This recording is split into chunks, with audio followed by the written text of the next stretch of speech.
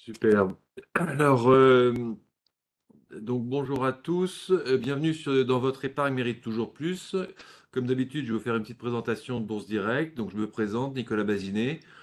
Je suis le directeur du développement du service épargne. Nous accompagnons les clients euh, sur la stratégie de placement, d'épargne et d'optimisation fiscale. Nous allons aborder aujourd'hui avec des NCA un point sur le fonds DNC Invest Alpha Bonds. DNCA Invest Alpha Bonds et puis la gestion pilotée de DNCA dans les contrats d'assurance vie de chez Generali. Donc pour cela, nous sommes ravis de recevoir mensuellement Benjamin Leneutre, qui est directeur Oui, de la de la distribution. distribution. Je me rappelle jamais, Bonjour à il y tous. a tellement de titres. À tous et à toutes. Voilà. Donc, premièrement, tout d'abord, un petit rappel sur Bourse Direct. Bourse Direct est agréé ACPR et supervisé par l'AMF. Bourse Direct est un prestataire de services en investissement, ce qui nous permet de faire de la réception, transmission d'ordre pour nos clients et l'exécution pour compte de tiers. Nous sommes conservateurs et teneurs de compte pour les comptes de nos clients sur les comptes titres ordinaires PEA, PEA, PME, PEA jeunes pour nos clients. Bourse Direct et COA, courtier en opération d'assurance immatriculé à l'ORIAS. Cela nous permet de vous proposer des contrats d'assurance vie, donc le contrat Generali et le contrat d'Apicil, et d'autres contrats, dont les contrats de capitalisation et plans d'épargne retraite. Euh, Bourse Direct est aussi conseil en investissement, ce qui nous permet de vous proposer d'autres produits, donc je pense plutôt à l'optimisation fiscale et au SCPI, mais aussi de vous proposer des allocations spécifiques dans vos contrats d'assurance vie, dans vos contrats d'assurance vie. Alors, deuxièmement, nous allons aborder des points généraux et chaque investisseur doit tenir compte de sa situation personnelle et ne pas avoir ni les performances passées, ni la défiscalisation dans certains cas pour unique motivation de souscription. Il faut toujours bien comprendre le produit, dans quoi on investit et à quoi s'attendre. Troisièmement, bien entendu, au-delà des définitions et avantages et risques dont nous allons vous parler ici, il faut prendre en compte que le webinaire a un caractère promotionnel. Vous, vous présentez des produits pour que vous souscriviez, vous ouvriez un contrat d'assurance vie chez nous. Et il faut toujours se référer aussi au statut, au prospectus et au DIC avant de prendre une décision finale d'investissement. Quatrièmement, toujours tenir compte des performances, que les performances passées ne préjugent rien des performances futures. Et pour finir, nous allons avec Benjamin vous faire une présentation de notre mieux pour vous présenter un contenu clair, exact et non trompeur. Pendant la durée du webinaire, n'hésitez pas à poser des questions dans le chat. Vraiment, rendez ce webinaire le plus dynamique possible. J'interromps Benjamin et on essaye aussi de s'adapter à vous pour répondre à vos questions. Posez vos questions et si la question n'est pas à propos, on essaye d'y répondre à la fin. Voilà,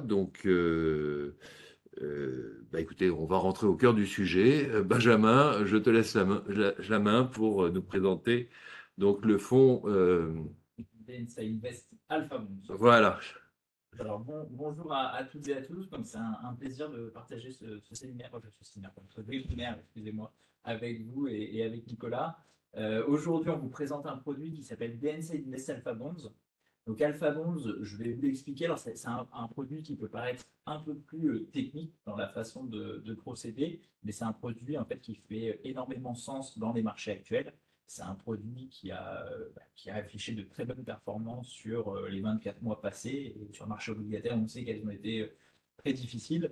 Donc c'est pour ça qu'on a décidé d'en parler. Un petit mot juste rapide sur la maison pour ceux qui n'ont jamais entendu. Pour l'instant, donc DNCA Finance, on est une société de gestion. Alors on est juste à côté de Bourse Direct, hein, des locaux de Bourse Direct. Nous sommes place Vendôme. Et DNCA, on gère aujourd'hui 29 milliards d'encours sous gestion. Parce que là, le chiffre, il n'est pas actualisé, mais on est à 29 milliards. Donc nous, on est assez connus hein, pour ce caractère très patrimonial, ce côté gestion bon père de famille. Ça veut dire que, bien entendu, le but, c'est d'aller chercher de la performance. Alors, ça fait la protection du pouvoir d'achat du client sur le long terme, d'aller chercher de la performance mais toujours avec un niveau de risque, qu'on peut appeler la volatilité, maîtrisé.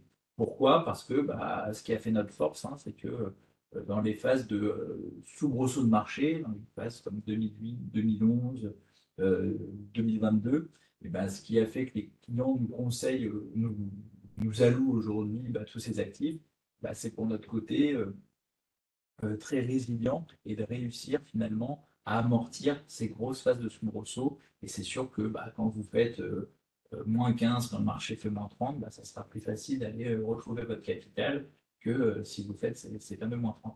Donc voilà pourquoi on nous connaît très bien. Il y a un autre sujet aussi, peut-être qu'on en reparlera une autre fois dans un prochain webinaire, c'est le sujet de l'ISR. Il faut savoir que c'est une vraie conviction chez nous. Et l'ISR, pour les gens, si ça vous parle, hein, l'ISR, c'est l'investissement socialement responsable. Beaucoup de gens axent l'ISR simplement sur l'aspect transition énergétique, le côté écologie ou autre. Nous, ce qu'il faut savoir, c'est qu'on a des produits comme ça, des produits purs, donc qui sont des produits qu'on appelle des produits soit labellisés ou même article 9, on parlera une prochaine fois, sur des catégories les plus pures. Mais ce qu'il faut savoir, c'est que pour nous, l'ISR à la base, c'est très important parce que c'est sur les caractéristiques ESG. Donc, c'est tout ce qui est environnement, gouvernance, tout l'aspect social et de gouvernance. Et donc, pourquoi? Parce qu'aujourd'hui, quand on va regarder une entreprise, on va vraiment la regarder sous différents critères. On a 80 critères de notation. Et ça veut dire quoi? Ça nous permet quand même d'avoir une analyse de la société beaucoup plus approfondie sur des critères essentiels, hein, comme le turnover dans la société. Si une boîte a trop de turnover, bah, peut-être c'est qu'il y a un problème. S'il y a beaucoup d'absentéisme, est-ce que les fournisseurs bah, ne font pas travailler les enfants, par exemple, ou est-ce que il y a vraiment une politique juste vis-à-vis des actionnaires minoritaires. Donc voilà, on va faire tout ça et tous ces effets, finalement, ça nous permet d'essayer d'éviter les patates chaudes. Alors, on en aura certainement, mais en tout cas, c'est important aujourd'hui d'éviter toutes ces sociétés qui ont, à un instant T, une mauvaise image en termes de responsabilité d'entreprise. On l'a vu ces derniers mois avec Orpea, on l'a vu avec SVB aux États-Unis, hein, les problèmes des banques régionales. On l'a eu avec des boîtes comme Solution 30, avec Wirecard. Et donc, c'est des sociétés qu'on évite d'avoir dans les portefeuilles. En tout cas, on fait tout pour les éviter. Et c'est ce qui permettra d'aller chercher une meilleure performance relative par rapport à nos confrères. Alors aujourd'hui, pour le fonds dont on va parler de DNC Invest Alpha Bonds. Alpha Bonds, c'est un produit, c'est une équipe tout d'abord qui est arrivée chez nous. Bon, on peut remettre la slide d'avant, je crois. C'est une équipe qui est arrivée chez nous il y a maintenant, ils sont arrivés fin 2017, donc il y a un petit peu plus de, enfin il y a à peine 6 ans. Et donc, ces gérants sont venus, c'est des gérants qui étaient chez la Française AM, qui géraient déjà ce même type de produit, hein, le même fonds qu'ils géraient à l'époque, c'était la Française.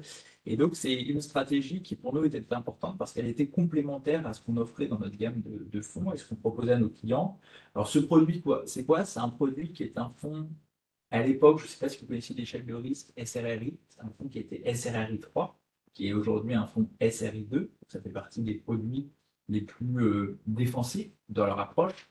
Et donc, c'est une stratégie qui a plutôt bien fonctionné parce qu'actuellement, on a 7 milliards en cours de gestion. Donc, vous voyez, en l'espace d'un peu moins de 6 ans, on a collecté 7 milliards sur ce produit-là. Pourquoi? Bah, vous allez le voir, hein, pour la robustesse des performances. Et c'est vraiment un produit, comment on l'utilise? C'est un produit qui s'inscrit soit sur la partie bancaire, sur des comptes titres ou autres, bah, pour de l'écrétage de plus-value, de faire un petit peu mieux que du monétaire, ou soit dans le cadre assurantiel pour mettre à côté du fonds en euros, par exemple, ou alors pareil pour des écrétages de plus-value ou pour un fonds de position d'attente, c'est-à-dire que quand vous voulez réallouer par des trucs programmés, par exemple, sur des actions, et ben, vous pouvez mettre, si vous voulez réallouer 100 en plusieurs fois, et ben, vous pouvez mettre une partie sur le fonds euro et sur un produit comme DNC Invest Alpha Mont. Surtout, je crois, alors je ne sais pas si Nicolas, tu me le couperas, mais je pense que aujourd'hui, l'accès à 100% au fonds euro n'est pas possible dans les contrats d'assurance vie générale. Enfin, il faudrait regarder. Et donc, c'est vrai que quand on n'a pas la possibilité de mettre 100% de fonds euro, c'est un produit qui vient vraiment à côté du fonds euro. C'est pas un produit avec Les assureurs en ce moment sont en train oui, ils sont en train de de faire des réouvrir un ils sont en petit train de peu, mais à une réouvrir. époque, on ne pouvait pas C'est effectivement vrai. faire 100% de fonds en euros. Et c'est vrai que ce fonds-là est intéressant pour à côté. Mais on a fait un webinaire avec Serenity Plus aussi qui avait aussi tout l'intérêt d'avoir. Alors là, on est sur une stratégie complètement différente. Alors, si on peut passer au slide suivant, en fait, c'est un produit de performance absolue obligataire. Alors, attention, je ne veux pas perdre tout le monde, on va le faire de façon assez simple. C'est un produit qui, performance absolue obligataire, ça veut dire quoi? Ça veut dire que c'est un produit, on va regarder vraiment tout ce qui se passe sur la macroéconomie, hein. On appelle ça des fonds global macro. Et donc, ça veut dire quoi? Ça veut dire qu'on peut être investisseur d'obligations, donc on peut investir dans des obligations, donc prêter de l'argent soit à des États, soit à des entreprises, soit à des obligations convertibles. On peut vraiment aller sur tous les sous-segments obligataires, mais aussi on peut les vendre. Je m'explique. Aujourd'hui, quand vous investissez dans une obligation, c'est-à-dire que vous prêtez de l'argent à un pays ou à une entreprise, et en fait, qu'est-ce qui se passe? Quand le taux de rendement affiché diminue, vous avez le cours de votre obligation qui augmente. Pourquoi? Parce que quand vous prêtez de l'argent à un État sur des rendements plus faibles qu'il l'était par le passé, c'est souvent parce que vous avez plus confiance dans cet État.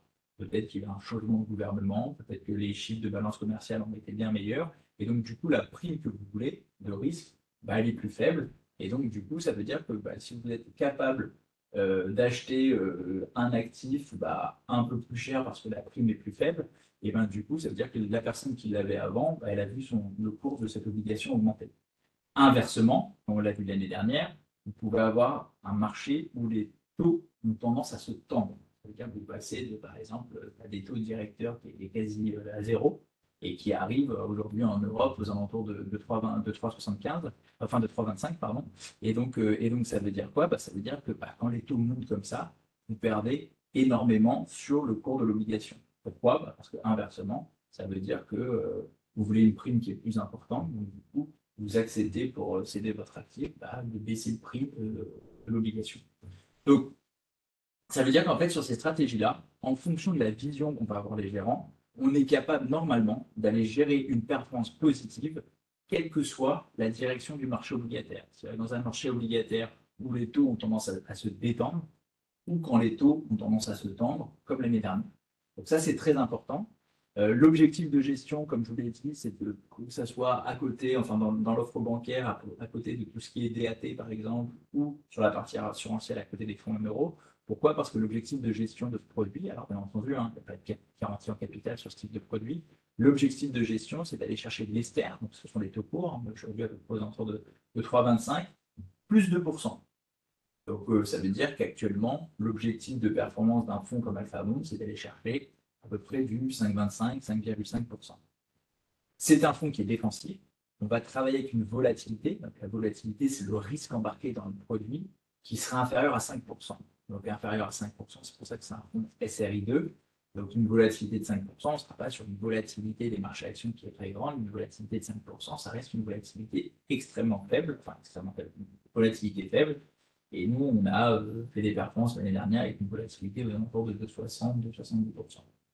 C'est un fonds pour pouvoir profiter de toutes les souches obligataires.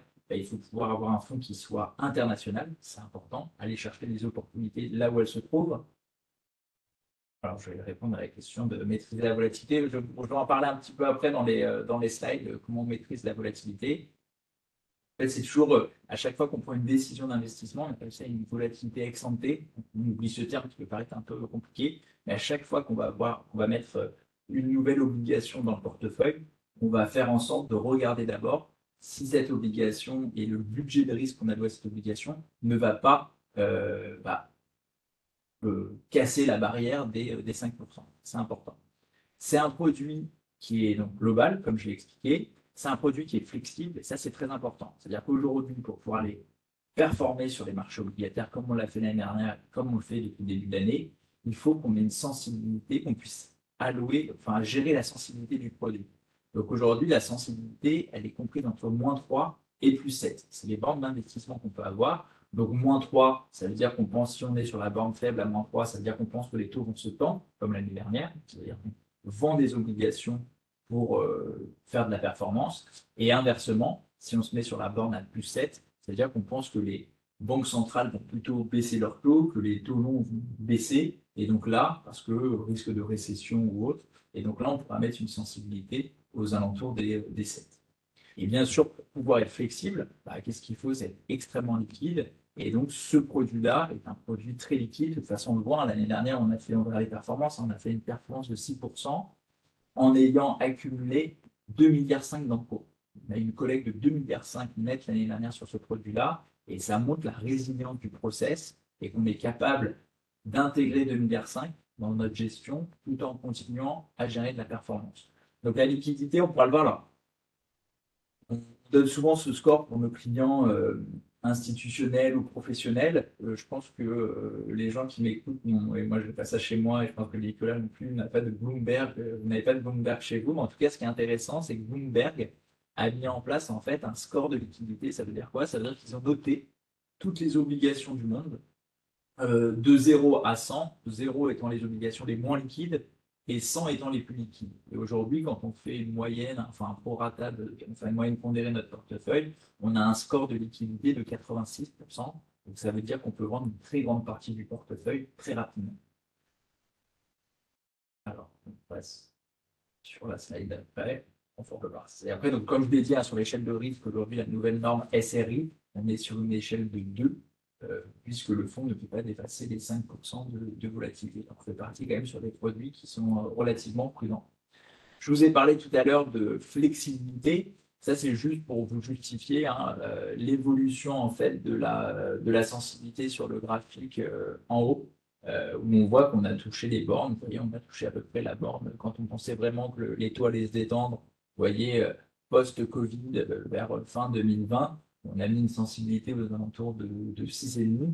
Et inversement, vous le voyez, début 2022, là, on le voit janvier 2022, on était sur une sensi qui a touché à peu près les moins 2,5%. Donc ça, vraiment, c'est très important de pouvoir bah, être très flexible et c'est ce qui nous permet d'avoir fait cette performance. Sur la volatilité, vous voyez, il y a juste eu un phénomène de marché à un moment donné qui a fait qu'on avait, sur l'espace de quelques jours, d'avoir augmenté la volatilité du portefeuille. Alors, c'est pas quelque chose qui nous a. Alors, bien entendu, ça a été l'effet Covid, hein. Ce qu'il faut expliquer, c'est que ce qui a entraîné de la volatilité sur le portefeuille, alors c'était pas un cas grave, on n'a pas dû couper les positions. Ça, c'est important pour nous hein, dans le process qu'on met en place. On ne veut jamais avoir à un moment donné de devoir couper les positions parce qu'on a pris trop de risques et de ne pas pouvoir vite se repositionner sur tel ou tel segment obligataire. Pourquoi il y a eu ce gros moment de volatilité? C'est que nous, on était sur des emprunts d'État extrêmement liquides. On avait beaucoup de taux 10 ans américains ou autres. Et ce qui s'est passé à un moment donné, pendant 3 jours, pendant la période Covid, c'est qu'il n'y avait même plus, il y avait 200 points d'écart, donc 2% d'écart entre ce qu'on appelle le BID et le ASP sur les taux 10 ans américains. Et nous, on avait tendance à ce moment-là bah, de prendre la performance la moins bonne et la volatilité la plus extrême qu'on affichait aux clients. Et ce qui s'est passé, c'est que les banques centrales sont vite intervenues et tout est redevenu important. En tout cas, ce qu'il faut savoir, c'est qu'on met toujours en cause notre process. Et aujourd'hui, dans le process de risque, post-Covid, on l'a renforcé et aujourd'hui, on est quasi sûr de ne plus pouvoir passer ce socle de volatilité. Alors, les performances, alors j'en parle un petit peu, c'est vrai que dans ce slide, on en parle toujours un peu en amont. Les performances, le but, c'est d'aller chercher faire mieux que Esther, plus 2%, donc ce qui a été le cas. Vous voyez on est sorti d'une belle année 2021, on a fait 5%. L'année dernière, on a fait 6,56 de performance sur la para. Donc, c'est une très bonne performance. Ce qu'il faut savoir, c'est qu'en moyenne, les marchés obligataires l'année dernière ont fait à peu près moins 13%. L'indice de référence que vous avez, hein, c'était les taux courts plus les 2%. Donc, l'année dernière, en 2022, il ne faut pas oublier que bah, les taux courts sur une moyenne pondérée, on était à peu près à 0, plus 2. C'est pour ça que la perf était à plus 2 de l'indicateur de référence. Cette année, l'indicateur de référence, il sera quand même plus élevé. Mais en tout cas, voilà, c'est le but de ce produit. Et vous voyez, depuis le début de l'année, vous aviez beaucoup de clients qui sont retournés vers des fonds obligataires plutôt directionnels. Mais la performance depuis le début de l'année, donc ça, c'était à fin mai. La performance sur to date, elle est même aux alentours de 3,5% sur DNCA Invest Alpha. Vous voyez, c'est vraiment un produit aujourd'hui Alors le but sur un produit comme Alpha Bond, c'est, vous verrez par rapport au process qu'on a mis en place, c'est pas un fonds qui se veut avec des points d'entrée intéressants ou autres. Nous, on veut vraiment avoir un produit qui grappille de la performance au quotidien et on va toujours faire attention à investir dans des classes d'actifs. On a des primes d'assurance qui sont très élevées. Donc ce qu'on veut, c'est vraiment grappiller de la perf au quotidien. Donc j'ai envie de dire, il n'y a pas vraiment de point d'entrée sur un produit comme Alpha Bond. Vous le voyez un peu dans l'effet performance, à part sur le drawdown qu'on a eu parce que Covid, événement exceptionnel, vous voyez quand même qu'on a un portefeuille qui est quand même très peu volatile et donc on n'a pas des moments où on peut se dire ce portefeuille-là fait moins 5%, c'est le moment de rentrer. Non, pas du tout. Et on a des stratégies à l'intérieur qui bougent énormément. Donc je vais vous les expliquer. Si on continue. Oui, l'autre chose qui est très intéressante pour Alpha Bonds et qui fait sens, c'est aujourd'hui, vous, investisseurs, quand vous faites votre allocation, c'est-à-dire quand vous allez sélectionner les fonds, les briques que vous allez mettre pour créer votre portefeuille, le but, c'est la décorrélation. C'est-à-dire que c'est important d'aller chercher des fonds qui sont décorrélés les uns des autres. Si vous achetez trois fonds qui ont des noms différents, mais qui finalement investissent tous les trois dans à peu près la même classe d'actifs, donc ça peut être tous les trois dans des actions, par exemple, internationales, technologiques, bon, bah, ce qu'il faut se dire, même si c'est la cybersécurité, que l'autre c'est vraiment du Web3 et l'autre c'est l'intelligence artificielle, on va savoir que ça va être trois fonds qui vont plutôt être orientés croissance. Alors, on sait que les fonds de croissance, quand les taux remontent, les trois ils seront impactés à peu près de la même façon. Vous avez beau avoir des business un peu différents, des secteurs un peu différents d'investissement, les trois vont subir. Donc, vous avez l'impression de diversifier sur des thématiques d'investissement un peu différentes, mais finalement, votre classe d'actifs, elles sont très corrélées. Là, ce qui est intéressant de voir, c'est la table de corrélation de Alpha Bonds avec les différentes souches obligataires que les gens utilisent énormément. Et on voit que là, on est sur des corrélations qui sont négatives. Ça, c'est parfait. C'est-à-dire quand vous investissez dans un actif déjà qui fait de la performance et en plus qui est décorrélé des autres actifs obligataires.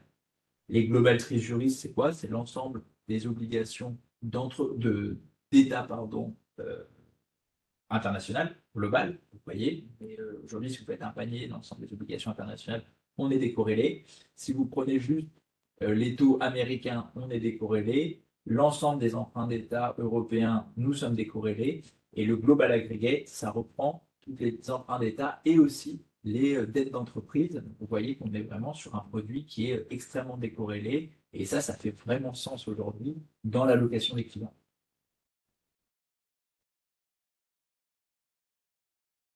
Maintenant, le process d'investissement. Alors, pour vous montrer, donc on est vraiment sur un process qui, comme ils le disent, un clair, rigoureux et discipliné.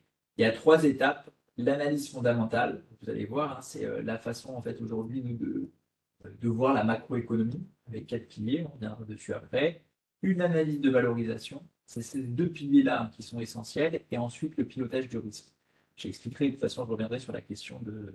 C'est une dame qui me posait une question avant sur la volatilité. On vous montrera comment on pilote le risque. Mais en tout cas, ce qu'il faut savoir, c'est que pour chaque décision d'investissement, deux analyses sont fondamentales. C'est Je les vois pas. la macroéconomie. Je les vois pas les questions. Tout à l'heure. Moi, je les vois pas. La macroéconomie et l'analyse des valorisations. On va passer sur l'analyse de la macroéconomie. Alors, quand vous avez des fonds comme ça, obligataires, il faut savoir que les fonds l'obligataire, c'est une classe d'actifs qui répond à un phénomène de flux important et qui est très dirigé par rapport à quatre piliers que sont la croissance, l'inflation, les politiques monétaires. J'ai envie de dire, c'est même le pilier le plus fort, les politiques monétaires, et tout ce qui est politique budgétaire. Donc ça veut dire quoi? Ça veut dire que nous, avant chaque décision d'investissement, si demain on fait une analyse du 10 ans allemand, ou même de l'ensemble de la courbe des taux allemands, que ce soit des taux courts de 2 ans jusqu'aux 30 ans, 50 ans, ce qu'on va d'abord regarder, c'est où on en est dans la croissance. Est-ce qu'on est en phase de reprise? Est-ce qu'on est en phase d'expansion? Est-ce qu'on est en décélération? Est-ce que nous sommes en récession? Et par rapport en fait à où on en est dans la courbe, eh ben, on sera peut-être acheteur ou vendeur de taux. Je vous donne un exemple.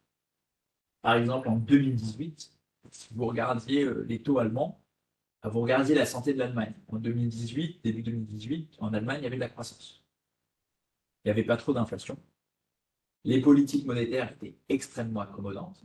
était sur des taux qui étaient, le monde allemand était à 0,30, on était sur des taux directeurs qui étaient à zéro, hein, tout simplement, et des politiques budgétaires plutôt accommodantes. Donc, de cette première vision un peu du marché, qu'est-ce que vous vous dites? Vous dites, bah, attendez, s'il y a de la croissance, s'il y a peu d'inflation, et que les politiques monétaires sont extrêmement accommodantes, bah, il n'y a pas de raison qu'elles restent extrêmement accommodantes comme ça. C'est comme si demain vous prenez une personne qui est malade, bah, quand elle va mieux, vous lui enlevez ses perfusions. Pas de raison de rester sous perfusion quand vous allez mieux. Bah, là, c'est un peu la même chose. C'est vrai que quand on regardait à l'époque l'Allemagne, on avait, par notre simple analyse macroéconomique, on avait tendance à se dire j'ai plutôt envie de shorter les taux. Ça veut dire quoi? Les taux étaient à 0,30. On pense que les banques centrales vont être moins accommodantes. Ça veut dire qu'elles vont monter leurs taux. Donc, si elles montent leurs taux et que je suis investi sur des obligations, je vais perdre de l'argent. A contrario, si je vends obligations allemandes et que les taux montent, je vais gagner de l'argent. C'est plutôt la position qu'on a vendue. Maintenant, il y a une deuxième analyse. C'est l'analyse quantitative. Si on passe le slide. Donc, l'analyse macroéconomique que je viens de vous donner, on se réfère vraiment sur un horizon de 3 ans. Déjà 3 ans pour nous. Pourquoi? Parce que souvent les banquiers centraux, quand ils donnent un peu leur directive, quand ils donnent un petit peu leurs prévisions, c'est toujours à 3 ans.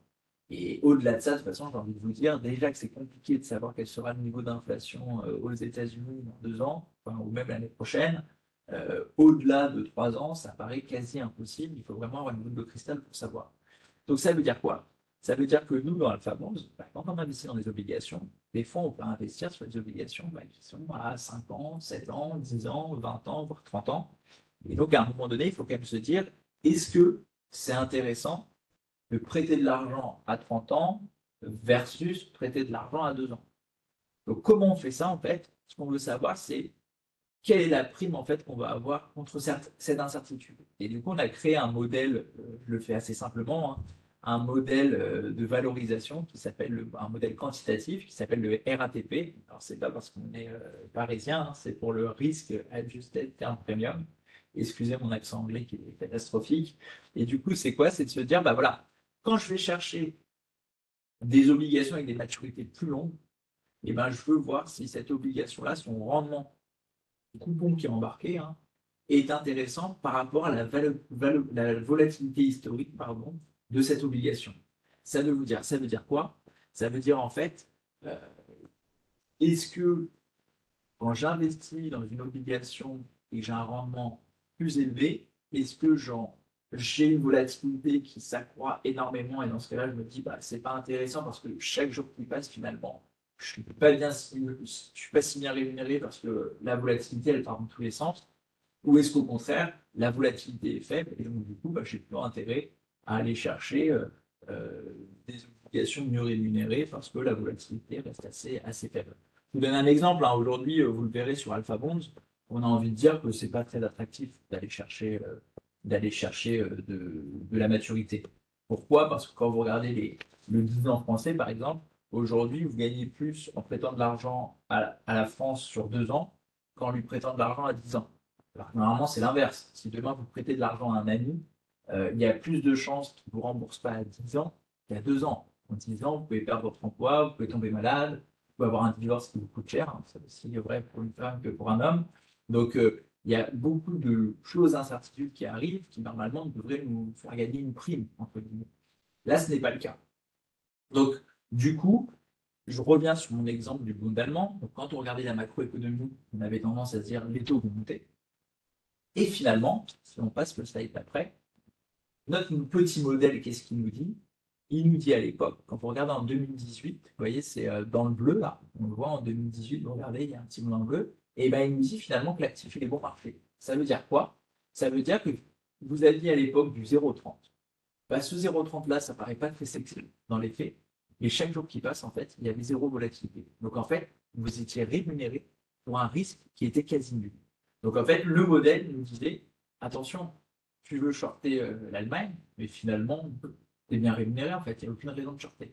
Et donc dans ce cadre-là, on n'a pas pris de décision d'investissement parce que ça ne corroborait pas entre notre analyse macroéconomique et notre analyse quantitative. Et bien nous en a pris, parce que finalement les taux ne sont pas partis, n'ont pas monté, mais ont baissé, sont arrivés en territoire négatif jusqu'à moins 0,7, moins 0,8. Donc voilà à peu près. Si j'ai un deuxième exemple pour essayer de vous expliquer, il y avait aussi en 2018 l'Italie. Je ne sais pas si vous vous rappelez, hein, le gouvernement, alors je ne sais pas s'il y a des Italiens qui nous écoutent, mais c'est vrai que en Italie, la politique, les gouvernements, c'est pas aussi résilient que dans d'autres pays d'Europe du Nord ou autres. Et on avait le gouvernement qui avait un peu explosé en vol en Italie. Et donc, du coup, ce qui s'était passé, c'est que les gens, bah, à l'époque, l'Italie, juste avant ça, prêtaient à 1,80. Et à un moment donné, bah, le gouvernement explose en vol. On se dit, est-ce que la dette va faire défaut? Donc, les gens qui achetaient de la dette italienne, qui voulaient bien aider l'Italie à se financer, qu'est-ce qu'ils disaient? Bah, attendez, là, le gouvernement, ça ne va pas. Il y a un risque de défaut. Moi, je veux bien vous prêter de l'argent, mais par contre, je ne vous prête pas de l'argent à 80. Je veux beaucoup plus cher, je veux une prime. Et donc, du coup, les taux de 10 ans italiens étaient passés à 4,5. Donc là, il y avait énormément d'investisseurs qui se sont dit, et à raison hein, pour beaucoup, qui se sont dit, bah, attendez, 4,5, les banques centrales sont derrière, il va y avoir une coalition qui va se mettre en place, les banquiers centraux vont pas, enfin la BCE ne va pas laisser l'Italie faire faillite, faire défaut. Donc du coup, bah, c'est intéressant les 4,5 parce que ça va revenir à la normale et on va retendre vers le milieu des... Pourquoi pas? Nous, on n'a pas pris cette décision. Pourquoi? Parce que ce n'est pas dans la philosophie de gestion du fonds. Parce qu'en fait, certes, les taux étaient passés de 1,80 à 4,5, donc un peu plus de fois supérieur. Mais à côté de ça, la volatilité, donc le risque embarqué, était passé de 3 à 12. Donc, il a été multiplié par 4. Vous aviez 2, je ne sais pas si on calcule, mais 2,5 fois à peu près de rémunération en plus, 4 fois plus de risque. Donc pour nous, l'équation, elle n'est pas intéressante. Ça veut dire que ça pouvait partir dans tous les sens, chaque jour qui passait. Donc on n'avait pas pris non plus de décision d'investissement là-dessus. Voilà, il faut vraiment que les deux corroborent et c'est très important. Et c'est pour ça que sur Alpha, on cherche toujours d'avoir, quand on investit dans un actif, d'avoir une prime d'assurance qui soit vraiment très élevée. Pas que chez Alpha, sur l'ensemble des fonds de chez DNCA, il y a une approche qui est toujours très très Oui, prudente oui, oui, dans bien la sûr, gestion. mais oui, oui, bien entendu. Mais après, ce qui est différent, c'est qu'en fait, dans les stratégies plus directionnelles, on est capable en fait d'avoir d'accepter un peu plus de volatilité et d'accepter des maturités un peu plus longues, souvent sur la stratégie obligataire classique. Alors à part sérénité, on prête sur l'argent pour une courte période, souvent on prête de l'argent à 5, 6, 7 ans. Donc à 5, 6, 7 ans, on est toujours, on peut se permettre, bah, du coup, comme sur d'accepter une volatilité un peu supérieure, entre guillemets, et d'avoir, à partir du moment où les sous-jacents sont intéressants, qu'il y ait une bonne note en termes de que la signature soit de qualité, à partir du moment qu'il n'y ait pas de risque de défaut, tout simplement. Et oui, oui, on fait attention à ça, mais c'est vrai que voilà, sur Alpha, il y a un process qui est encore qui est très important par rapport à ça. Et l'autre chose, et on me demandait tout à l'heure comment on arrivait à maintenir un peu cette volatilité, c'est qu'en fait, aujourd'hui, on va vraiment faire attention à aller chercher, on va accorder le plus de notre budget de volatilité aux dettes les plus liquides et de plus grande qualité. Vous voyez, par exemple, pour regarder en bas le petit histogramme, vous voyez les 5%, alors je vois pas les trucs comme ça, voilà, sur le G10 Govies, c'est-à-dire qu'aujourd'hui, on pourrait allouer les 5% de budget de vol sur les pays du G10. A contrario, si demain on investit dans du crédit high yield, donc c'est-à-dire qu'on prête de l'argent à des entreprises qui ont des mauvaises notations, qui sont inférieures à triple B, donc on appelle ça le high yield, donc c'est le haut rendement, et bien là, on ne pourra pas mettre plus de 1,5% du budget de risque dans ces investissements. Et ça, c'est important. Ça nous permet de vraiment et pareil, par exemple, pour les pays émergents, et pour les pays émergents, sur des pays un peu plus volatiles, que ce soit en termes de politique, que ce soit en termes de cyclicité, un peu si c'est des produits exportateurs de pétrole ou autres. Et donc, on ne pourra pas mettre d'1,5% du budget de risque. Vous voyez, par exemple, le crédit investment grade, donc là, on est sur la dette d'entreprise de bonne qualité, de très bonne notation, et bien même, ça reste quand même de la dette d'entreprise donc il y a toujours un risque qui est peut-être plus important qu'un défaut d'un pays du G10. Et donc on pourra simplement mettre la moitié du budget de volatilité sur ce type de dette.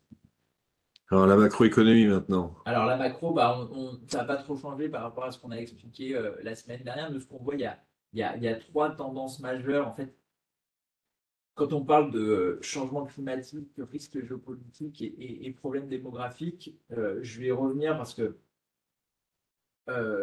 le sujet chez les NCA, quand on regarde les quatre piliers dont je vous ai parlé tout à l'heure, il y a la croissance. Donc nous, la croissance, on tape sur une croissance qui va décélérer. Hein. va revenir sur une croissance molle. On l'a vu, de toute façon, en Europe, on est sur une récession technique, hein, c'est le trimestre négatif.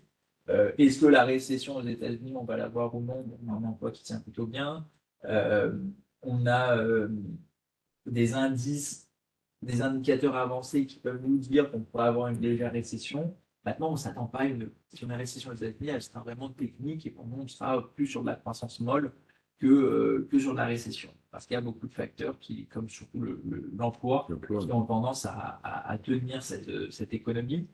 Le vrai sujet aujourd'hui, il est quand même sur les politiques monétaires et l'inflation. L'inflation, pourquoi? Parce que on n'a jamais connu une inflation aussi forte. Enfin, ça faisait très longtemps qu'on n'avait pas connu une inflation aussi importante. Et du coup, ça veut dire quoi? Ça veut dire que il faut se dire que l'inflation, dans nos décisions d'investissement, soit quand même au cœur de notre analyse. Je m'explique. Nous, on pense aujourd'hui chez BNSA, et c'est une vraie vision macro, on est assez contrariant, c'est que nous, on pense que l'inflation sera durablement plus élevée que le marché ne l'anticipe. Ça veut dire que quand vous regardez les prévisions du marché sur l'inflation à horizon 2028-2032, les, les investisseurs, enfin, le marché tape sur une inflation à 2%. On sait que l'inflation à 2% US, hein, c'est dans les fondamentaux entre guillemets de la Fed, hein, de la Banque centrale américaine, où elle doit faire attention à ce que l'inflation aux États-Unis ne dépasse pas les 10%. Donc les gens se disent, bah, voilà, l'inflation sera à 2 dans le cahier des charges, je tout à l'heure, de la Banque centrale américaine. Nous, on n'y croit pas du tout. On pense que l'inflation, alors attention, on ne sera pas sur une inflation à 8% comme on a connu l'année dernière, mais nous, on pense que l'inflation, elle vaut aujourd'hui, hein, l'inflation nominale a tendance à baisser, mais on voit que l'inflation corps, quand vous retraitez les prix du pétrole et des prix alimentaires, ne baisse pas. Donc attention à ça, l'inflation qui est toujours assez importante.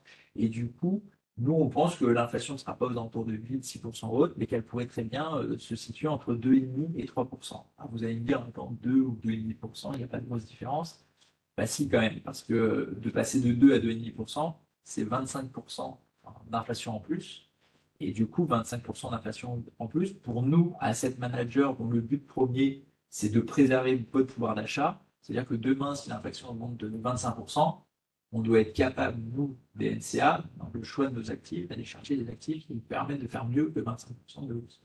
Donc, bien sûr, la classe d'actifs à privilégier dans ce contexte-là, souvent, ce sont les actions, parce que sur la durée, normalement, les actions, quand on les a bien choisies, font partie des classes d'actifs qui sont capables d'aller chercher à préserver le pouvoir d'achat. Et donc là, je vous montrerai un petit peu ce qu'on fait. On achète des indexés inflation ou autre. Et donc, pourquoi nous, on pense que l'inflation sera durablement plus élevée? Pour les raisons qu'on a montrées juste avant, c'est la première, la transition énergétique. Il faut savoir que la transition énergétique va coûter aux entreprises, aux États. On a surconsommé, on a surproduit ces dernières années sans trop faire attention à notre planète. Alors attention, hein, je ne donne pas du tout un discours fédérateur ou d'essayer de pointer du doigt des choses. C'est qu'on a tous participé à ça. Donc demain, la transition énergétique, ça va coûter de l'argent. C'est très inflationniste. Et l'autre sujet qui est très inflationniste, c'est la démondialisation. On l'a vu, Trump en parlait un peu avant la crise du Covid. Il disait que la surconsommation américaine avait permis à des pays émergents de pouvoir s'élever, alors qu'il y a certains Américains qui n'en profitaient pas et du coup il fallait rapatrier l'outil de production. C'est pas pour cette raison-là qu'aujourd'hui il y a cette démondialisation, c'est surtout qu'il y a une pandémie d'ampleur. On l'a vu que cette pandémie a stoppé toutes les chaînes d'approvisionnement à un moment donné, ce qui a entraîné une inflation extrêmement importante. Et là, aujourd'hui, ce qui va continuer à entraîner l'inflation, c'est qu'on voit que les gouvernements et les entreprises ont tendance à rapatrier l'outil de production. Donc, si vous rapatriez un outil de production, je ne sais pas, pour une boîte pharmaceutique qui produisait ses médicaments en Chine, si vous rapportez l'usine de fabrication en Europe, vous serez sur des salaires européens, vous serez souvent sur des salaires qui sont plus chers. Donc tout ça entraîne de l'inflation. Donc voilà à peu près pourquoi. Et après, il y a tout aussi la situation géopolitique, hein. On a une guerre en Ukraine. On ne sait pas ce qui peut se passer demain en Chine avec Taïwan. Et on voit que dès qu'il y a un conflit géopolitique, bah, ça, c'est aussi inflationniste. Et je pense que je vais pas mettre voilà, laisser le bras de tout le monde. On pense que la situation géopolitique continuera il y aura toujours des tensions géopolitiques qui entraîneront de l'inflation. Donc pour finir sur Alpha Bond, vous montrez un petit peu le positionnement actuel du produit. Je pense que si on passe le slide, c'est là-dessus. Voilà. Donc Alpha Bond, ce qu'il faut vous dire aujourd'hui, vous l'aviez vu, on a un rendement embarqué sur le produit qui est de 4,23%.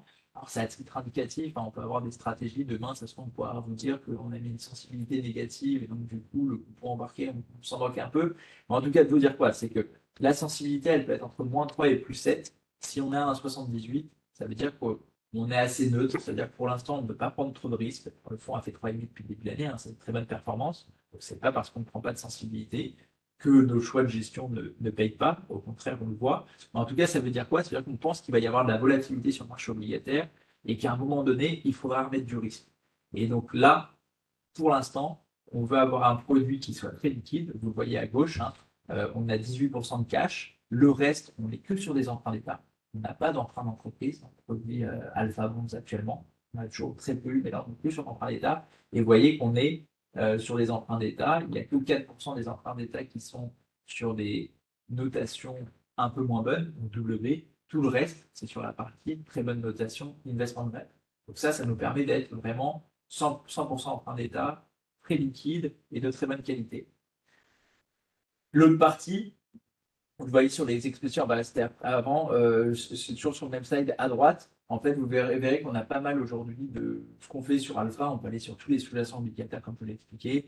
On a pas mal de stratégies inflation. Je vous ai dit tout à l'heure, une des façons de pouvoir profiter de l'inflation, ce sont les taux réels. C'est-à-dire qu'on achète des obligations indexées inflation. Ça veut dire quoi? C'est des obligations aujourd'hui, c'est super les indexés inflation. Alors, il ne fallait pas en avoir l'année dernière.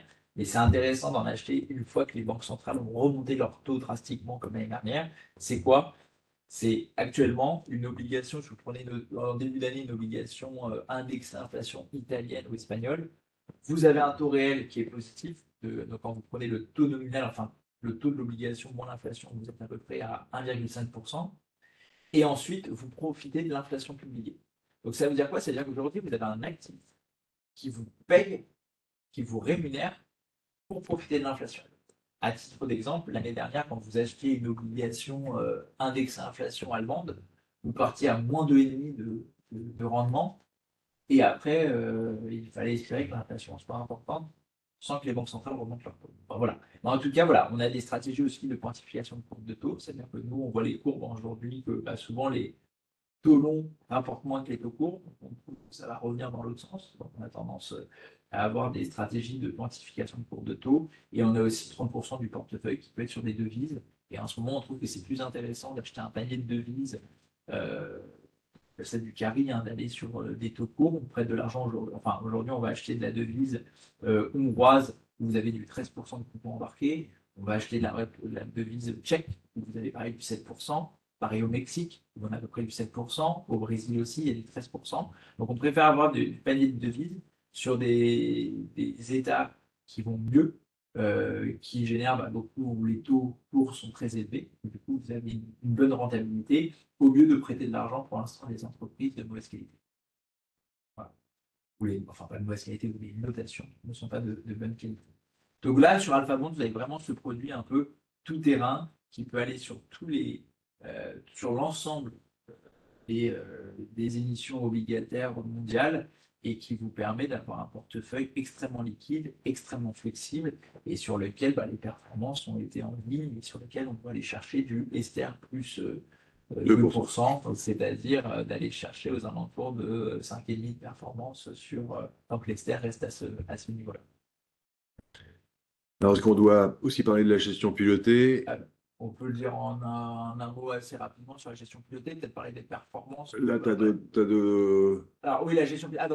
Oui, bah, voilà, bah, c'est la conclusion que j'avais fait, hein, simplement capacité de profiter à la fois des hausses et des baisses de taux. Donc, c'est-à-dire quoi? C'est-à-dire qu'Alpha Bonds, en fait, quand vous mettez dans une allocation, à part si demain il vous déçoit terriblement sur la performance, mais normalement, c'est un produit que vous ne pouvez pas. En fait, c'est un produit cœur, vous pouvez le laisser sur une allocation pendant 5-10 ans, et c'est le fonds, comme je l'ai dit, qui est décorrélé des autres produits obligataires et qui vous permet d'aller, si les gérants ont une bonne vision du marché, d'aller chercher et que le modèle quantitatif nous donne des bonnes choses. Normalement, avec ces deux utilisations, on ne devrait pas trop se tromper, et ce qui vous permet de pouvoir profiter bah, de la hausse, de la baisse des taux, On est global, très liquide, et on a montré que le process c'est un process éprouvé d'allocation, il n'y a pas de sujet là-dessus. C'est un fonds qui est fait derrière 8 et qui est SRI. Alors j'aime bien, moi, avant, toujours sur les webinaires mensuels avec DNCA, vous présenter d'autres fonds. Et on a vu différents fonds que tu nous as présentés, un fonds Action, Rose, Sérénité Plus, un fonds, celui-là qui est en performance absolue. C'est pour aussi vous expliquer différentes visions pour essayer de comprendre les écarts de performance qu'il peut y avoir en gestion pilotée, parce que derrière, vous avez, vous devez jongler entre où je mets l'argent sur tel secteur, tels actifs, et ainsi de suite. Et donc, c'est aussi intéressant pour vous. Et il y a la gestion pilotée, il y a aussi la présentation des fonds, où vous pouvez faire une sélection dans des fonds des NCA. AlphaFold, c'est un produit qu'on retrouve énormément dans nos gestions pilotées. C'est vraiment, aujourd'hui, on a beaucoup aimé, ce qu'il fallait dire, c'était l'année dernière, quand Ça, on a commencé l'année. ça diminue la volatilité Ça diminue la volatilité, et surtout, vous aviez peu de produits l'année dernière. Donc, quand nous, on avait une vision que les taux allaient remonter, d'avoir des fonds qui peuvent profiter de la remontée des taux. Beaucoup de fonds aujourd'hui sont directionnels et donc, du coup, pâtissent de la remontée des taux.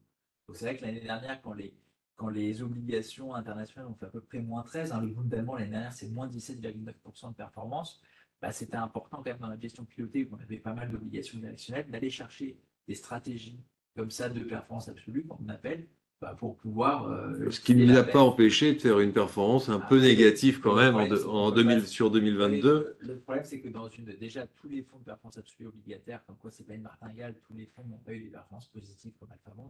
Très peu de fonds qui sont sortis. Et c'est pour ça qu'on a collecté cette milliard sur Alpha, parce que ça fait vraiment partie de ces fonds qui ont affiché des très bonnes perfs dans un marché extrêmement difficile. Mais du coup, voilà, il faut un peu de tout dans une allocation. Et c'est vrai que il y a des choses qui marchent bien, des choses qui marchent un petit peu moins bien. Et Alpha fait partie des contributeurs positifs. Alors, pour vous rappeler, pour la gestion pilotée, rapidement, la gestion pilotée, c'est quoi? C'est DNCA qui conseille l'assureur Generali à la demande de Bourse Direct pour les allocations des clients qui en sont demandeurs. Donc, vous confiez les clés à DNCA. DNCA va investir simplement dans des fonds en architecture ouverte. Ça veut dire quoi? C'est bien entendu, on va mettre des fonds DNCA à hauteur de 30% max ou 40% max chez le Bourse Direct. On jamais cette barrière de 40%, à hauteur de 40% max, et le reste étant investi sur des fonds d'autres sociétés de gestion qui sont recrutées sur les classes actives. Donc, on va avoir une diversification en termes de classes actives, actions, obligations, en termes de zones géographiques, pardon, et en termes de style de gestion, c'est-à-dire qu'on va avoir des actions croissantes, des actions value, ou des actions entre les deux, qui s'appellent des actions blend. Donc ça, c'est très important. Sur la classe d'actifs obligataires, on peut avoir des fonds de performance absolue, on peut avoir des produits comme Sérénité Plus, on peut avoir des produits de dette émergente. Voilà, c'est vraiment, aujourd'hui, le rôle des multigérants chez les NCA, c'est une allocation d'actifs par rapport à un univers, comme on a parlé, par rapport à la macroéconomie, et ensuite de la sélection de fonds. Ce sont des géants qui ont deux casquettes, allocataires d'actifs. Est-ce que je mets dans le contexte actuel plus d'actions, plus d'obligations? Est-ce que ensuite, quelle zone géographique? Et ensuite, c'est de se dire, face à ça, quels fonds je vais sélectionner dans ces classes d'actifs et dans ces zones géographiques qui me permettent d'être le plus résilient possible. Alors, bien entendu, il faut se dire, quand on fait une allocation, on ne va pas mettre 25 fonds, on est sûr qu'ils vont performer au même moment. Ça, c'est important. Le but, c'est d'aller sur des choses qui sont décorrélées. Donc, ça veut dire quoi? Ça veut dire quand ils sont décorrélés, c'est qu'ils ne font pas la même performance au même moment. C'est-à-dire des fonds qui peuvent être performants, d'autres fonds qui sont moins à un moment donné. En tout cas, ce qui est important, c'est que par rapport au cahier des charges que vous donnez, prudent, équilibré, dynamique, c'est d'aller chercher des fonds qui répondent à cette attente-là. Ça veut dire quoi? Ça veut dire que euh, quand vous allez aujourd'hui avoir un profil dynamique, on va aller chercher des gestions qui sont plus agressives. On va pas aller chercher des gestions actions défensives quand vous êtes sur un profil qui est plutôt dynamique. Ça, c'est important. Et il faut se dire une chose, et c'est ça qui est important sur ces marchés-là, c'est que l'allocation tactique, elle est très importante parce que quelqu'un qui aurait mis 80% de valeur value entre, 2000, entre 2010 et 2020, il aurait fait beaucoup moins bien que quelqu'un qui aurait simplement mis 20% de valeur de croissance dans son portefeuille. Donc c'est là. De toute manière, c'est l'opposition croissance-value depuis très très longtemps. Et personnellement, la croissance sur 20 ans, il n'y a pas mieux. Ah bah oui, oui, c'est sûr que ça a été. Alors, je ne peux pas dire ça parce que le directeur de la gestion, on a plutôt un biais value, mais on a des très bons gérants de croissance aujourd'hui. Mais c'est vrai qu'on ne peut pas, avec la baisse considérable qu'on a eue sur les taux, les actifs de croissance ont très bien performé. Donc, nous, le but, c'est d'essayer d'aller chercher la meilleure performance possible. On pourra vous montrer les allocations après, de vous montrer un petit peu. Alors, ce qu'il faut bien noter, c'est que les performances qu'on affiche là, aujourd'hui, qu'on voit year to date, c'est depuis le début de l'année, sont des performances qui sont nettes des frais de mandat, enfin de gestion pilotée, et nettes des frais du contrat. Donc c'est vraiment la performance que vous allez voir affichée. Si vous avez mis 100, bah, vous gagnez 3,41%. Il Donc faut vous aurez rajouter, 103,41. il faut Voilà. rajouter 0,75 à peu près, non 0,95 même de frais, parce qu'il y a 0,75 de frais de gestion sur le contrat et 0,25, 0,20 de frais de gestion pour la gestion pilotée. Voilà. Donc voilà, donc ça veut dire, donc c'est pour ça, alors quand on regarde les performances, vous voyez qu'aujourd'hui, alors pour vous rappeler, le profil prudence entre 0 et 30% d'actions, le profil équilibré entre 40 et 60, et le profil dynamique entre 70 et 100% d'actions. Donc vous voyez que depuis le début de l'année, on a fait sur un profil prudent 3,4% de performance. Alors le benchmark, alors le benchmark c'est l'indicateur de référence, il est à 4,32. Donc, il a quoi? Il a 20% d'actions européennes et le reste, on est sur des maturités un petit peu plus longues qu'on a aujourd'hui sur le profil. Alors, nous, ce qu'il faut savoir, c'est que on on a un biais international là-dessus. Donc, on est à peu près sur la 3,41. Ça veut dire que nous, si on enlève les frais qu'il y avait eu autour, on fait mieux que le benchmark. C'est ça qui est important. Enfin, ce que veut dire un benchmark, c'est toujours sans parler des faux. Ah mince, par contre, je n'ai plus de batterie sur ma PC. Euh, donc, donc du coup, 3,41. Sur le profil équilibré, on est à 5,59 contre un indice qui est aux alentours de 6,46. Et sur le profil dynamique, on a fait du 6,63. Donc, on est à peu près en ligne avec le benchmark de 7,03. La différence entre le benchmark d'un profil équilibre et d'un profil dynamique, ne me demandez pas pourquoi, je ne sais pas pourquoi ça a été fait comme ça à l'époque, c'est que l'indicateur de référence sur profil dynamique, c'est le MSCI World, donc c'est l'indice international des actions internationales. Sur le profil équilibré, c'est un indice plutôt européen. Et en fait, ce qu'on voit depuis le début de l'année, c'est que ça a été plutôt les actions européennes qui ont superformé le reste du monde, entre guillemets. Ce qu'il faut se dire aujourd'hui sur nos différents profils, c'est qu'on a eu une poche action européenne qui s'est comportée mieux que le MSCI World. Donc ça, c'était important, nous, d'avoir une poche européenne assez présente. Sur la poche monde que nous avons, alors on peut le voir après, vous verrez, sur la poche monde, quand on dit monde, c'est des fonds internationaux, mais c'est aussi tout ce qui va être émergent et plutôt Chine. Ça, on a sous-performé, car on avait un peu plus d'exposition sur la partie émergente et Chine que l'indice, MSCI World, à peu près, il n'y a même pas 10%. On était un petit peu supérieur. Pourquoi? Parce que, comme beaucoup, on pensait que la Chine avait pâti du fait qu'ils avaient remonté il y a 2 ans de ça les taux avant tout le monde. Ensuite, on s'est dit c'était intéressant. Enfin, beaucoup d'investisseurs s'est dit que c'était intéressant. Et finalement, ils ont pâti du fait que la Chine a fermé pour la politique zéro Covid. Et donc, c'est vrai que là, les valorisations de marché en Chine sont extrêmement faibles. Euh, on pense que maintenant que ça se réouvre, ça va avoir une dynamique plutôt bonne, mais pour l'instant, ça ne suit pas d'un point de vue valorisation. Donc, Oui, c'est c'est pas vrai une que la Chine, on position attend qu'on un va peu le voir. réveil. Je me rappelle une discussion qu'on avait eue ensemble ici. Il y avait il n'y a pas le réveil de la Chine attendu là aujourd'hui. Exactement. C'est comme les petites valeurs en Europe. Ah bah, Elles ont un mal fou à. et une des autres thématiques qu'on a, on a un fonds chez nous qui s'appelle Venture Archer Midcap Europe, qui est un très bon fonds. Et c'est vrai que les small et mid, post-phase de crise, ont tendance à surperformer les grandes capitalisations. Souvent, après une crise, sur 24 mois, statistiquement parlant, les mid-cap affichent des performances aux alentours de 60%, et c'est souvent 22 points de plus que les larges capitalisations. Pour l'instant, elles sont à la traîne. Ça fait facilement 24 mois, un peu plus de 24 mois qu'elles sont à la traîne. Donc ça, c'est intéressant. Il y a un marché qui se paye au prix d'aller chercher un segment, une classe d'actifs qui se paye un peu moins cher, c'est intéressant sur un horizon long terme et surtout sur des profils un peu plus dynamiques. Et l'autre partie sur laquelle on a, euh, on a pu l'autre partie, donc la poche européenne, la poche internationale. Donc la Chine a un peu pâti. Sur le Japon, on a fait un petit peu mieux parce que le Japon se comporte bien depuis des années parce que sur le biais asiatique, il y a un profil plus qualité. Donc on voit que les investisseurs ont privilégié un peu le Japon. Et ensuite, sur la partie US, on a bien fonctionné sur toute la partie un peu croissance. Un peu moins, on avait un fonds, enfin le fonds plein sur la partie value, où la value s'est un peu moins bien comportée aux États-Unis. On avait tendance à baisser un peu. Et donc là, le sujet, c'est certainement que là, la gestion est en train de regarder pour peut-être réduire un petit peu la voilure. Sur les trois profils, on sera aux alentours de 20%, on pense, sur le profil prudent, on sera aux alentours de 45-50% sur le profil équilibré, et qu'on sera aux alentours des 80-85% sur le profil dynamique, parce que voilà, on préfère réduire un peu la voilure, voir si le marché continue un petit peu à baissoter, entre guillemets, pour pouvoir remettre du risque et à partir de plus belle parce que l'emploi est robuste, parce que les résultats des entreprises Oui, il y a continuent à des être bons assez chiffres, il y a des robustes. bons chiffres, des Exactement. bonnes statistiques quand même qui sortent, mais Voilà. il y a pas d'élan. Et c'est vrai qu'on est en ce moment, aussi bien sur le marché action que sur le marché immobilier aussi. On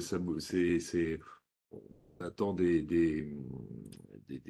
baisses un peu. Alors, on ne sait pas jusqu'à combien, mais Sur l'immobilier, quand vous regardez les foncières cotées l'année dernière, ouais, ouais, la baisse qu'ils c'était. ont eue par rapport à ce qu'on voit sur le marché papier, Mm. on est qu'au début.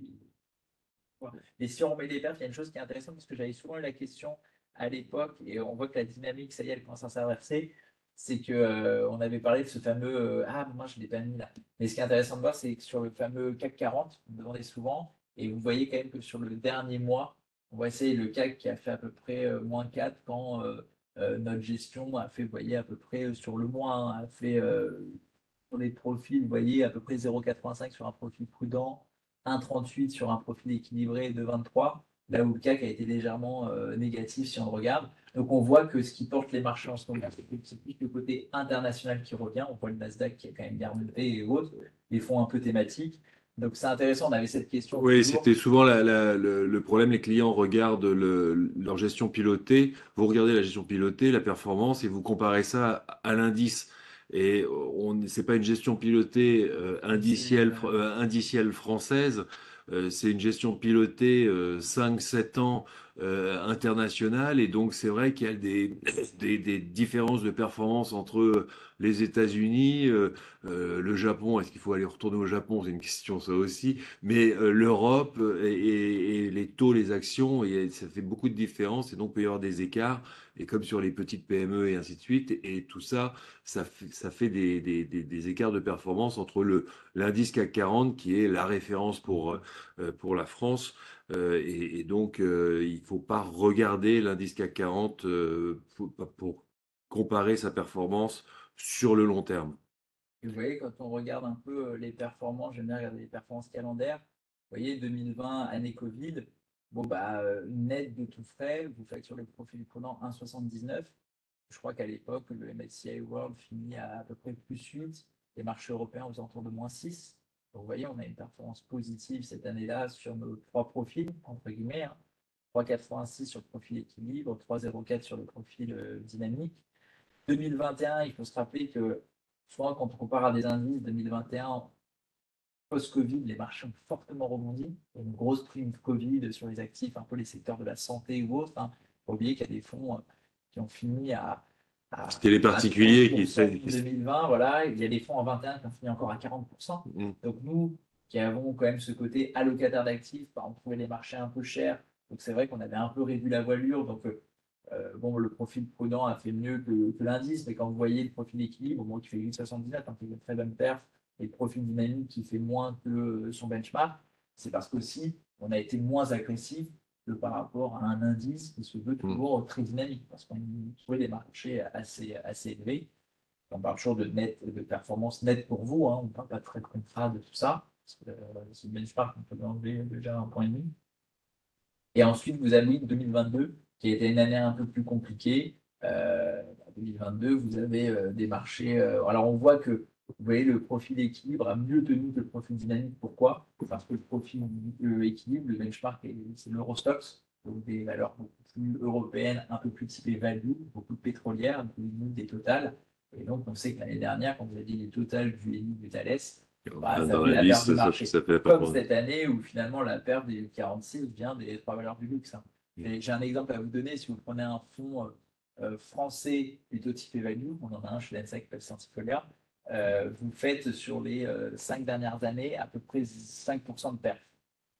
Sur la même période, LVMH fait 200% et Hermès fait 170%. Mm. Donc voilà, c'est pour ça qu'il faut toujours un peu, vous avez, alors on a eu LVMH, Aude, des fonds de croissance, Aude, mais il faut toujours comparer un peu ce qui est comparable. En tout cas, ce qu'on voit, et là encore en calendaire, on est quand même assez en ligne avec ce qu'on attend de la part d'un client. Bien entendu, on parle toujours de ses performances nettes. C'est vraiment d'avoir un véhicule qui vous permet, il faut vraiment garder de la performance sur le long terme, et c'est un véhicule qui vous permet de. Et là, en plus, quand on regarde les performances sur 4 ans, on a quand même une année 2022 qui est une année particulièrement compliquée. On en avait parlé à ma première présentation. C'est quand vous preniez toutes les gestions un peu flexibles, mandats comme ça, 40-60. Ça a été la pire année pour les 40 actions, 60 obligataires, depuis, je crois, la création des marchés. Oui, c'était affreux. Voilà, soit pour trouver des excuses, hein, bien loin de ça, mais voilà. Donc, Alors, je ne sais pas s'il y a eu des questions qui ont été posées, parce que moi, je suis vraiment désolé, je ne reçois pas les questions sur ma console, là. Et donc,